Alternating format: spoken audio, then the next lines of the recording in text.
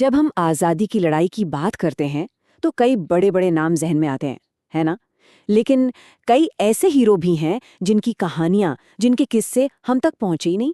आज हम एक ऐसी ही शख्सियत की बात करने वाले हैं जिनकी बहादुरी ने, जिनकी सोच ने इतिहास पर बहुत गहरी छाप छोड़ी। चलिए एक सवाल से शुरू करते हैं। 23 मार्च, ये तारीख सुनते ही क्या याद आता है?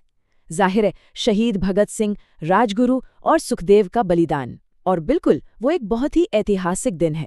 लेकिन इसी तारीख से जुड़ी एक और भी खास वजह है, एक ऐसी वजह जो अक्सर इतिहास के पन्नों में कहीं खो जाती है।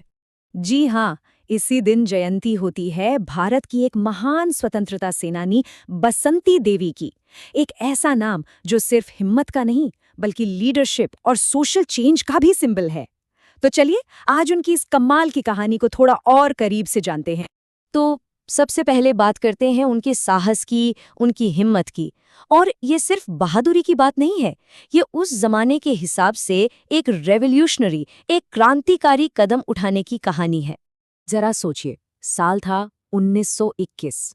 पूरे देश में नॉन कोऑपरेशन मूवमेंट यानी असहयोग आंदोलन की लहर थी, और इसका एक बहुत बड़ा हिस्सा था विदेशी कपड़ों का बहिष्कार।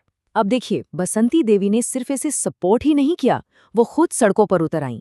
उस दौर में, उस समाज में एक महिला का इस तरह खुलकर पॉलिटिकल प्रोटेस्ट करना, ये कोई छोटी बात नहीं थी।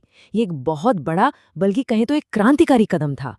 और उनकी हिम्मत बस इसी एक घटना तक रुकी नहीं। उन्होंने तो एक लीडर के तौर पर आने वाली कई पीढ़ियों के लिए एक नया रास्ता ही बना दिया। और ये रास्ता बना एक ऐसी मिसाल से जो इस एक नंबर में छिपा है। आखिर क्या मतलब है इस एक का? वो ब्रिटिश हुकूमत द्वारा गिरफ्तार की जाने वाली पहली भारतीय महिलाओं में से एक थीं। जरा सोचिए, इस एक गिरफ्तारी का असर क्या हुआ होगा। इसने एक सीधा और साफ मैसेज दिया कि आज़ादी की ये लड़ाई अब सिर्फ मर्दों की नहीं है। उनके इस एक कदम ने ना जाने कितनी औरतों को घर की चारदीवारी से बाहर निकलकर इस जंग में शामिल होने का हौसला दिया। लेकिन बसंती देवी का विजन सिर्फ पॉलिटिकल आज़ादी तक नहीं था, बिल्कुल नहीं। उनकी सोच उससे कहीं आगे थी। वो थी सोशल एम्पावरमेंट की, यानी सामाजिक सशक्तिकरण की। उनके लिए सच्ची आज़ादी के दो पहिए थे। एक पहिया था अंग्रेजों से राजनीतिक आज़ादी, पर दूसरा, जो शायद उतना ही जरूरी था, वो था सामाजिक और आर्थिक आज़ादी। उनका मानना था कि अगर देश की औरतें आत्मनिर्भर नहीं हैं, सोशली एम्पावर्ड नहीं हैं, तो राजनीतिक आज़ादी का भी क्या फ़ायदा? वो अधूरी हैं। मतलब एक के बिना दूसरा अधूरा था। और ये सिर्फ बातें नहीं थीं, उन्होंने इसे हकीकत में करके दिखाया।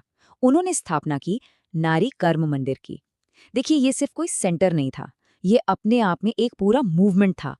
एक ऐसी जगह जहां औरतों को बुनाई, हैंडीक्राफ्ट जैसी स्किल्स सिखाई जाती थीं, ताकि वो अपने पैरों पर खड़ी हो सकें, फाइनेंशियली इंडिपेंडेंट बन सकें। तो उनकी लेगेसी सिर्फ उनके काम में ही नहीं दिखते, ये उस इज्जत, उस सम्मान में भी झलकती है जो उन्हें उस दौर के बड़े बड़े नेताओं से मिली। इसका सबसे बड़ा उदाहरण नेताजी सुभाष चंद्र बोस। वो उन्हें माँ कहकर बुलाते थे। सोचिए, नेताजी जैसा लीडर उन्हें माँ का दर्जा दे रहा है।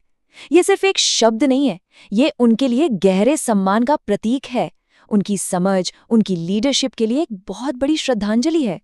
तो अगर हम उनकी पूरी लेगेसी को देखें तो बसंती देवी क्या थीं? वो हिम्मत की मिसाल थीं। वो पॉलिटिक्स में औरतों के लिए एक रास्ता बनाने वाली लीडर थीं। वो सोशल एम्पावरमेंट की एक मजबूत आवाज़ थीं। और हाँ, बड़े बड़े लीडर्स के लिए एक बहुत बड़ी इंस्पिरेशन थीं। और आखिर में ये एक सवाल हम सबके लिए है। आज के दौर में बसंती देवी की कहानी हमें क्या सिखाती है? शायद ये हमें रुककर ये सोचने पर मजबूर करती है कि सही मायनों में आज़ादी का, सशक्तिकरण का मतलब आखिर है क्या?